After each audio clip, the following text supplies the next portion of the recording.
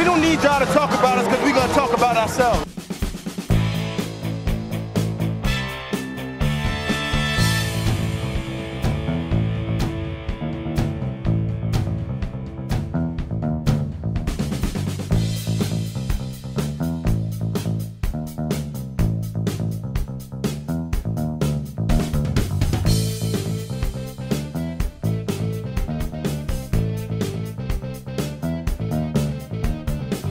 We told y'all.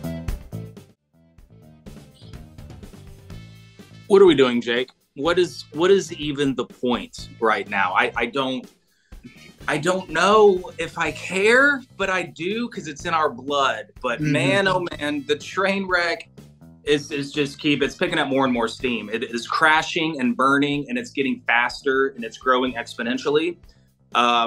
So Titans, what's new? The losing streak continues to the Chargers on Sunday. Behind another very subpar performance from the offense. We can come to expect that now. And Jacksonville Jags pulled one out of their butts against the Dallas Cowboys. So, Jake, take me through the process of the panic button situation, because I feel like it needs to be mashed through the earth, down below, down to the core of the earth, and and then it's just going to explode into a fireball, and the world is coming to an end. Because that's where I am with the panic button. I'm panicking, Jake. Where are you at? It's not so much as yes, I have fully pressed the panic buttons. I'm probably in the mantle, I'm in some kind of liquid magma. I'm not quite through the Earth's core and the destruction of our entire planet. But Justin, I am absolutely, that thing is pressed and that thing is thrown in the garbage. Actually, no, sorry. The panic button is pressed, but the panic button tweaked its hamstring and has now been moved to IR for this Titans squad. So yes, that's appropriate. It's unbelievable. It is. It's like you said. You're frustrated. You can't even believe it.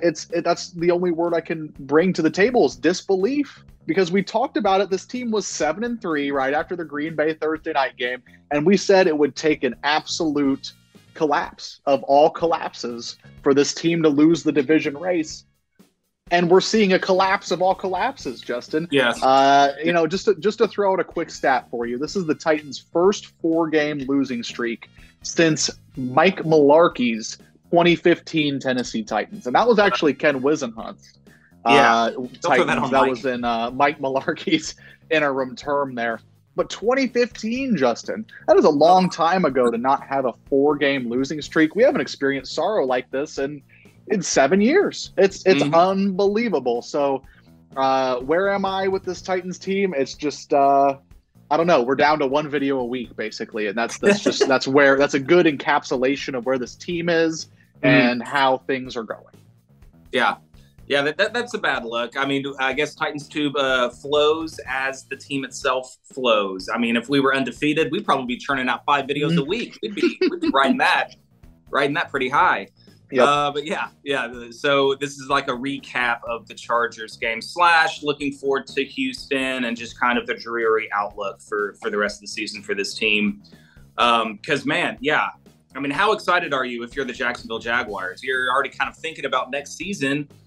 4 weeks ago, seeing some improvement here and there, winning a couple more games than you did with Urban Meyer. And so that's nice. Doug Peterson looking like a good hire there. And then what do you know it? They are just about to snatch this division away before we can blink. And I mean, I don't know, Jake. I'm almost kind of anticipating it and expecting it to happen.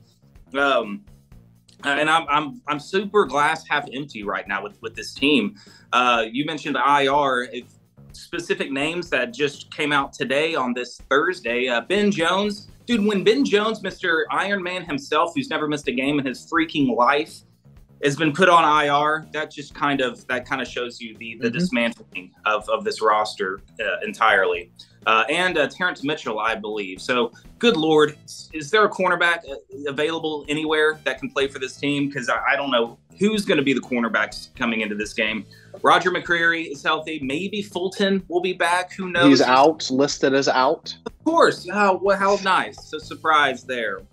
We just need a Christmas miracle, Jake, on this freezing Christmas Eve game coming up on Saturday, because the Houston Texans, they have one win, but guess what? They're playing much better football than these Tennessee Titans. Almost beat Dallas, should have beat Dallas 2 weeks ago, took Kansas City into overtime. Wow, remember those days, Jake, taking Kansas City to overtime with Malik Willis. We really thought we had something, even in that loss, but that was part of the collapse. But yeah, dude, I mean, first matchup, Malik Willis was the quarterback. We won that game 17-10. I think there was a super late touchdown that Houston scored. So it was kind of a comfortable lead, but still 17 points is, I mean, that's pretty much where we're at with this offense, if we can even get that. So they contain this offense the first matchup. So can we see a spark? Can we see something going for this offense to keep us in this game? We did sign Joshua Dobbs. That'd be very interesting to see how that turns out. Yeah. If Malik Willis is turning the ball over, playing poorly, and it's a tight game and we need this win, will we see a Josh Dobbs, being a member of the Tennessee Titans for 5 days and getting some game action? He can make the old Baker Mayfield move, right? Bring in the guy, don't let him learn the playbook. There's no tape on him. Throw him in there. Maybe he'll win you a game. Who's to say? Why not at this point? Yeah. Because Justin, I don't think we're going to find that offensive spark this weekend. You mentioned it. Malik Willis going for the Titans in this game with Ryan Tannehill out. Paul Kuharsky said he's likely done for the season. We've possibly seen the last of Ryan Tannehill as a Tennessee Titan. And it's kind of a coin flip and anybody's guess whether Ryan Tannehill suits up for this team or not again, which is crazy. All of a sudden, just like that, in that first drive of the Chargers game, he goes down, comes back, and I don't think anybody's questioning the toughness and grit that we've seen Ryan Tannehill display over his time in Tennessee. I think Titans fans owe Ryan Tannehill a lot. He deserves all the respect in the world for what he came in and did for this franchise for the past 3.5 seasons. It's unbelievable. It feels like, we went up to Green Bay, and we had the greatest game we played all season, and I had the most magical football experience of my entire life. And then it was as if the NFL gods said, okay, that's enough fun. Let's just absolutely pull the rug out from underneath you. And it's just felt like this team has been in free fall ever since we woke up the morning of Todd Downing's DUI. It's all Todd Downing's fault. I blame that. DUI. That was the Talk first about distraction. Like a domino effect. The meme of the tiny domino to the big domino. It's like Todd Downing has a beer on the plane ride home, and then Jaguars win the AFC South. Anyways, I just wanted to shout out a couple of highlights and positives from the Chargers game before we dive straight into this Texans game, Justin. One was the toughness of Ryan Tannehill. Was it stupid to not let Malik play that whole game? Who's to say? But Ryan Tannehill displaying that grit and that toughness to get that team back in it, even though it shouldn't have been a close game. And that's my second highlight, Justin, is the defensive play. We saw a Kevin Byard interception. Finally, we've been dying to see one. And then we also had the all-time highlight of Roger McCreary's young career batting the ball back in to Joshua Kalu. All-time highlight of this Titans defense this year, who's had, more highlights than the offense, obviously. Oh, yeah. And then lastly, it was just, I thought that was a gritty, gutsy performance from a defense that had nobody. It was basically a second-string defense against the Chargers' stable of weapons and Justin Herbert, and they held him to 17 points. And at the end of the day, the Titans are going to have to score more than 17 points to win football games. I don't know how many times I've said that throughout the course of this season, but it's getting really old. And, we're going to want to see some change on this offense come the offseason. Yeah, big shout out to the defense. Finally generating some turnovers. And that was the thing that definitely kept us in the game. This defense was starving for a turnover. And we just got the two, right? The two interceptions there. So that was good to see. That kept us in the game. I mean, hopefully the defense can bring more of that to close out the season, because we're going to need more. We're going to need all the help we can get to help out this offense. But talking about Tannehill, dude, I mean, he's earned my utmost respect for the toughness. I mean, and if this is the end of Tannehill, he's going to be remembered for the playoff performances and the choking and how we were harping on him so hard, especially after the Bengals game. But dude, you got to see it like this year. Like he puts it all out there for this team. He loves this team. He wanted to be out there, kind of redeem himself, so to speak, because I know he took that playoff loss really, really hard last year. So he came in, and I thought he's played well this year, despite the offensive line, the pass protection issues, and then dealing with the ankle injuries. I felt like he came in ready to play, and he's played some really good games for us. I've seen him make some tremendous throws and having to carry, kind of carrying the game through the air, like carrying this offense is like putting up 17 to 20 points when the run game gets shut down, because we've seen Henry get shut down a few times this year. But and then of course talking about the lack of receiving weapons that he's targeting too. So he can't help who's protecting him and who he's throwing to. That's an ex-GM's job. But I got a bunch of respect for Tannehill, and it's going to be sad to see him go if we have seen the last of Tannehill. But I mean, we're already seeing the huge changing of the guard, and we still have 3 games in the regular season left to play. Probably not going to see any more Ben Jones in a Titans uniform. Probably not going to see any more Taylor Lewan in a Titans uniform. I don't know who are some other longtime Titans. Derrick Henry, maybe. He's going to be back. He's going to be around. I don't think we're not. We're not in full blow it up mode. I know we talked about the destruction of the earth and everything. He wouldn't be on the Titans if the earth blew up with the panic button press, but I would fully expect Derrick Henry to be a part of the transitioning. He's going to be a stable focal piece, much like a Jeff Simmons and a Kevin Byard and a David Long. I mean, hopefully, David Long and Jeff Simmons need contracts, so.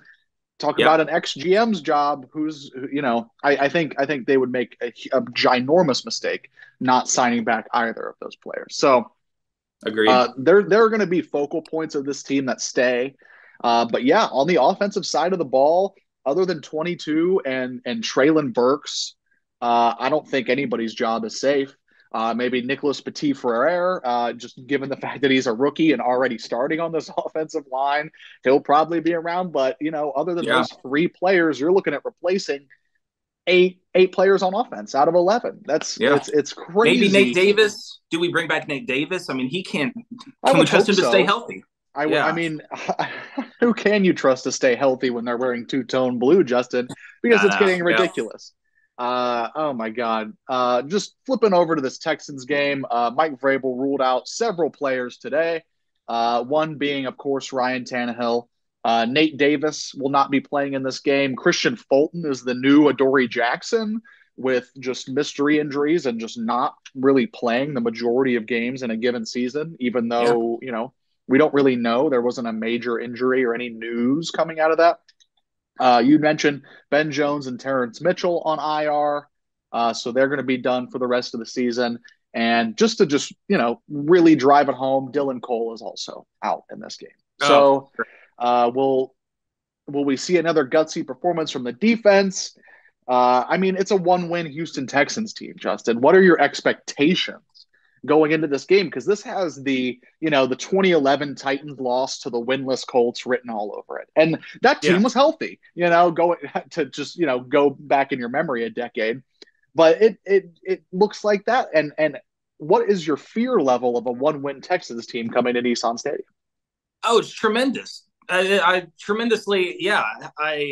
If you're not nervous about this game, what in the world have you been watching the past few weeks? I don't know how any Titans fan can say with confidence, we'll take care of the Texans at home here. Texans are bad. I mean, Texans have played good football this year. They have a healthier team. And we keep dropping like flies. And this offense has not really played well for the most part all season long. And now you have your starting quarterback out. How much can you count on Malik Willis in this running game? We are going to have to ride Derrick Henry. Obviously, the Texans know that. They're going to be prepared to stop him. Henry ran wild the first time, and so that it didn't work for him. But we had a healthier offensive line, I feel like, in that game. So hopefully we can cut Henry loose and not have to put the game on Malik Willis's shoulders. Is Treylon Burks coming back? That would help if he's questionable, but he practiced fully all week long, and Mike Vrabel seemed confident that he would clear concussion protocol. So that's something to watch. You're seeing Malik Willis, albeit with no offensive line, an entire second string offensive line. Um, if you take that away, Justin, Malik Willis is getting his first start with, Traylon Burks on the outside and kind of a full stable with, Chigakonkwo and Robert Woods, I guess. Like, I don't know why I'm trying to sell myself on these offensive weapons, but it will be the first action you see with Malik Willis and Traylon Burks on the field together, which is something to get excited about. I'm trying. You're trying, but I still don't think Malik Willis is ready. And dude, I listened to a lot of the game on the radio on Sunday, and so when Tannehill initially got hurt, Malik Willis came in, and Mike Keith and Dave McGinnis were talking about Malik Willis, and they were talking him up like he's the improvement that we've seen from him in practice is just remarkable. He's throwing the ball much better. And I think that's been said before when he has played and it's not showing up on the field. Like I keep hearing like Malik Willis has improved this year. He's improved. But dude, every time he steps on the field, he just kind of looks like a chicken with his head cut off, running around, just kind of a little lost and kind of playing nervous, So I would love to see some improvement from Willis. I would love it. Like this is his opportunity to show these coaches like he can be the franchise quarterback of the future. Like he doesn't have a lot. He's got to work with this offensive line. He's got to work with these receivers, as we keep mentioning. So you got to take that into consideration when watching him play. But I want him to play. I want to see a quarterback that's playing with like some intentionality. He knows what's going on. I want to see some focus, some confidence, and not a first read's there. Oh, no, there's a guy coming back here. Oh, no, please break him down. Oh, God, and then he's running in circles into a sack.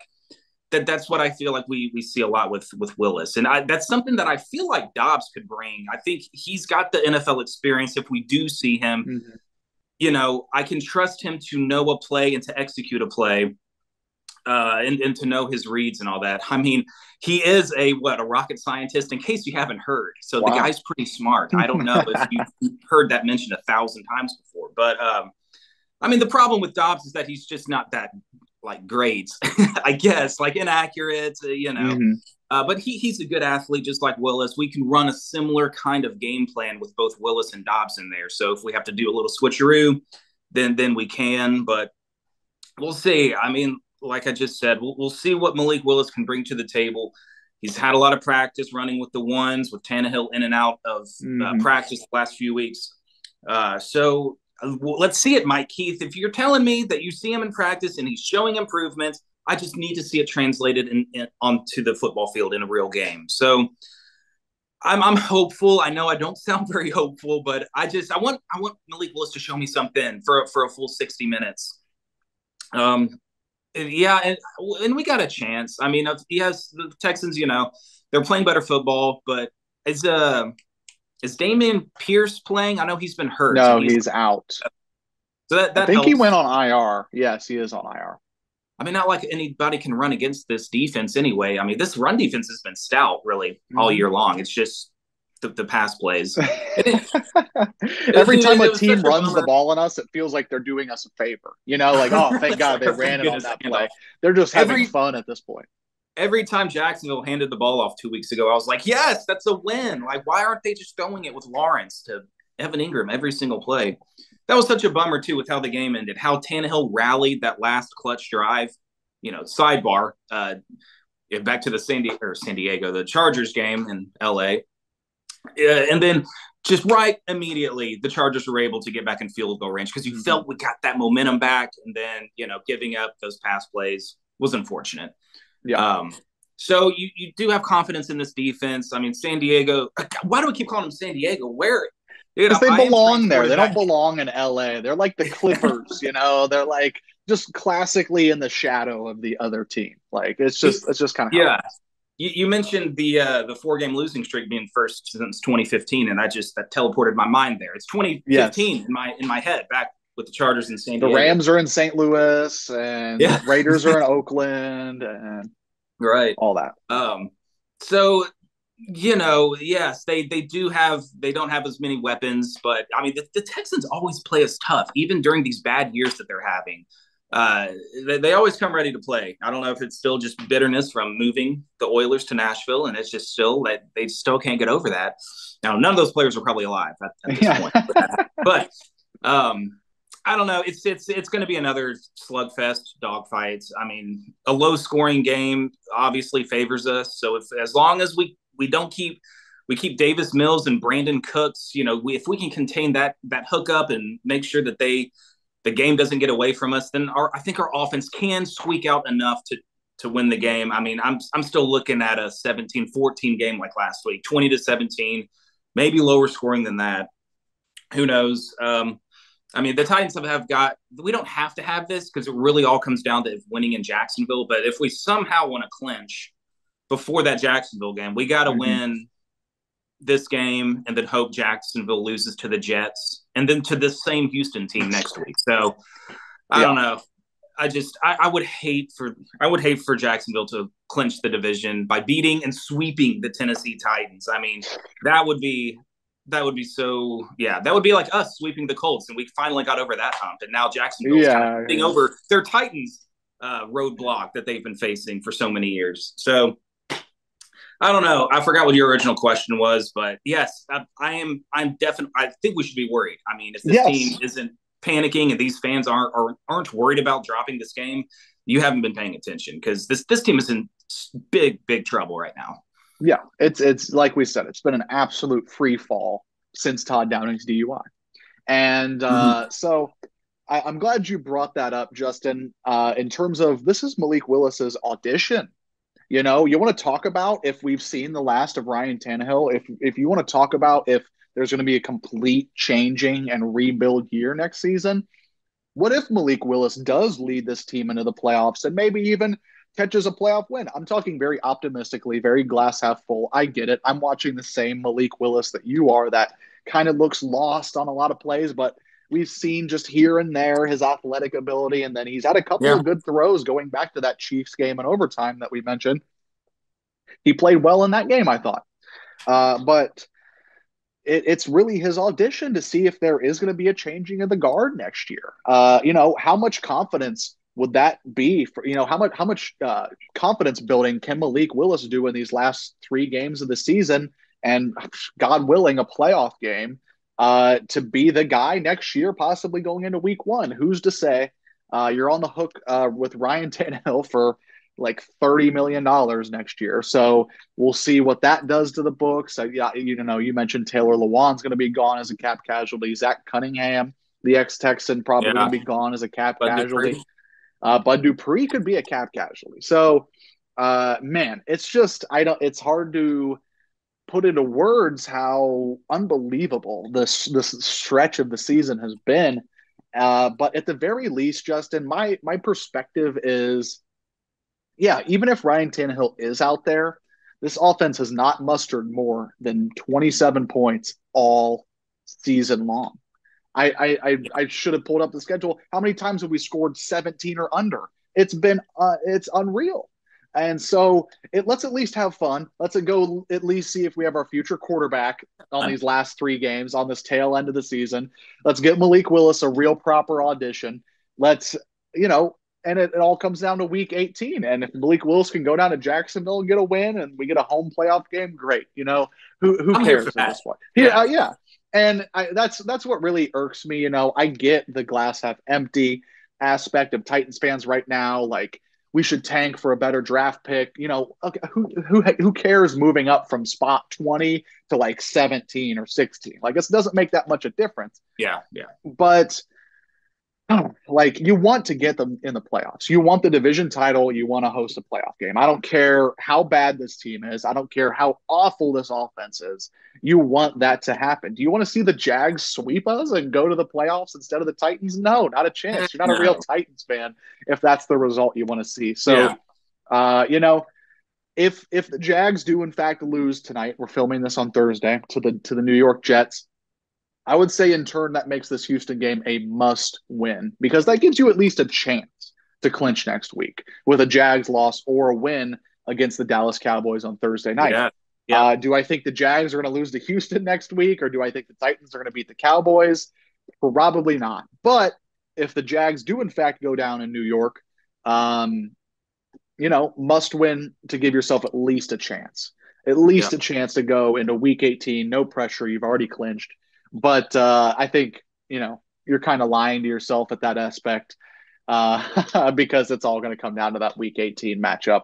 And I just think the Titans are going to get as healthy as they can and put all the chips into that week 18 game with Malik Willis likely starting. And we'll find out. We'll find out what Mike Vrabel's got in his bag of tricks, because I have a hard time seeing the Titans losing 7 straight games to end the season, but Oh, we're looking right at it, man. We're looking yeah. right down the barrel of it. Yeah. We didn't think we'd be on this 4-game losing streak after going 7 Correct. and 3. Correct. Oh, I might as well make it a full 7-game losing streak. But no, I totally get you. I don't understand fans that don't want to see a division title and hosting a playoff game, even if it means getting blown out in the first round because of draft positioning. The draft positioning, I think, is super overrated, especially when you're talking about 5 to 7 spots. You don't know who's going to be a hit or miss. I mean, we've had first round busts. Everybody has first round busts. You never know. It's about building those mid round gems, those David Longs in the 6th round, and Kevin Byards in the 3rd round, and what have you. So yeah, draft positioning overrated unless there's a bona fide franchise quarterback coming out like an Andrew Luck. Yeah, then I can understand a tank job, but yeah, we'll see what we have, man. Yeah. I just remembered this. The Jacksonville Jaguars ruined Christmas back in 2016 when Mariota broke his leg. We were on track to play for the AFC South division the final week of the season against Houston, and we got blown out in Jacksonville. Well, guess what? It's Christmas Eve. Again, it's not Jacksonville, it's the Texans. But I want to ruin their Christmas like they did us in 2016. So, yeah, they're getting hope, they're getting confidence and faith that they just might make a run and be in the playoffs again. But I say Malik Willis will deny them. We'll deny them that. So, yeah, saying that, I guess I'll give my prediction. I'll say 20-17 Titans. And the key for me is just playing to Malik Willis's strengths. And helping him out as much as possible. We need to give him extra protection, chipping.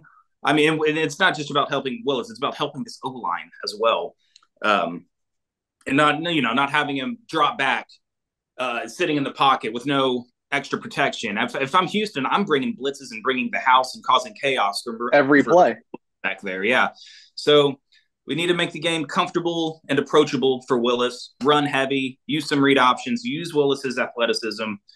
Don't try to turn him into a pocket passer, because I don't think he's that right now. He can develop into that for sure. But yeah, play to your rookie quarterback strength and help him as much as possible.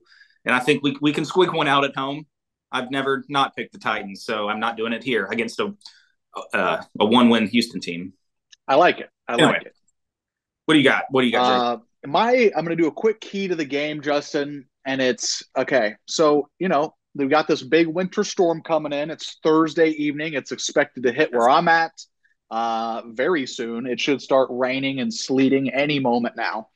But it's going to be single digits, Justin. I'm not very happy about this because the Jacksonville Jaguars winning in game in 2017 was the coldest home game in Titans history, and I was there for it. Yeah. So my record is going to fall. I think. It's got to. We have to see the statistics come Saturday, but I'm a little worried about my personal record falling. Anyways, so it's going to be windy as hell. It's going to be cold as hell, and so it's going to be a ground and pound game. We got to D up, and we need to force at least 1 turnover. At least talk about helping out this offense any means necessary. We have to force at least 1 turnover. 2 would be great. 2 was almost enough to beat the Los Angeles, formerly known as the San Diego Chargers, last week. And so I think 2 turnovers is enough to beat this 1-win Houston Texans team without their best player in Dameon Pierce. Justin, I have the Titans winning this football game, God willing, by a score of 21-10. Please deliver, Malik. Malik Claus is coming down the chimney this Christmas Eve. delivering the Titans a much-needed win, just a little bit of optimism. I want to see a game where it ends with the Titans have more points than their opponent. It's been way too long, and that's what I'm saying, man. It's 11 just going to points have would to be feed Derrick Henry 30 touches at least. Oh, ooh, poor Henry, dude. Dude, the fact that he has 1,300 rush yards and 12 touchdowns through 14 games behind this O-line, that should be enough to put him in the Hall of Fame. What an incredible season that he's having still, regardless of everything that's going on in the O-line shuffling and the constant breaking of tackles at the line of scrimmage that he has to do. Yeah. And speaking of that, let's continue to end positively. Shout out Henry, shout out Jeffrey Simmons, and shout out our long snapper Morgan Cox, who are the Pro Bowlers for this Tennessee Titans team. And even bringing the optimistic news, it still makes me mad and sour because where's the Ryan Stonehouse love, dude? He is on track for breaking NFL records with his punting, and he's been overlooked. But I have confidence that the pro writers or whoever are going to be smart enough to select him to first team All Pro, which is a more prestigious honor than the Pro Bowl. So he can still get that All Pro selection, kind of like Jack Conklin, his rookie year, was an All Pro, but he was overlooked for Pro Bowl stuff. So yeah, we got 3 guys in there. I like it. That's a great positive ending, because and they will be there probably because I don't know. I don't think anybody's expecting the Titans to make a miraculous run to the Super Bowl with Malik Willis and a second string O-line. Never say never. Exactly. Never say never, Justin. Crazier things have happened in this league. But man, we've talked about how good of a time we've had for the past 3 seasons, that it's been a good time to be a Titans fan. And this is the first time I've been on this channel even not knowing what this team is going to look like next year. We could see a completely flipped script. We might have a couple of pieces left. I'm sure the King and Jeffrey Simmons are going to be around, but after that, who's to say what happens? So crazy times right now for the Titans, reeling, but they need the win on Christmas Eve. Justin, do you have anything else to take us to the bar? We'll just make it a good Christmas. We're going to be all frozen in our homes or at the game. If you're going to the game, props to you. I will not be able to go to this game.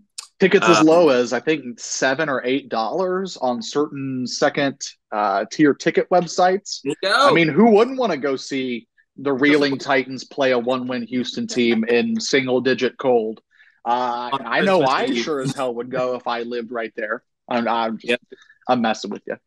I mean, that's pretty much free. That's almost like a free Titans game. So go support the boys. They need us. They need support bad. It's not good times right now. But yes, that's all I got. Just let's try to get behind this team. Let's celebrate a Titans win. Let's get a win for the holidays this Christmas and see what happens with the Jags and just kind of take it week by week here in this final stretch. I'm worried, man. Absolutely. I'm worried. But I'm happy and optimistic. Yes, stay optimistic. Yeah. We're good. It's all good. We're still good. Like, comment, subscribe, all that jazz. Everybody tighten up. This is still a team that's 1 game in the division lead, by the way. This is a division leader. Right here, you see this thumbtack logo? Division leader right now. Let's act like it. Let's go get a win on Sunday. Let's keep that division lead. Tighten up. Everybody have a great football weekend. Everybody have a great Christmas. Happy New Year. We're going to see you before the New Year, but happy holidays, all that jazz. I'm out of here. Peace out. We're out. See ya.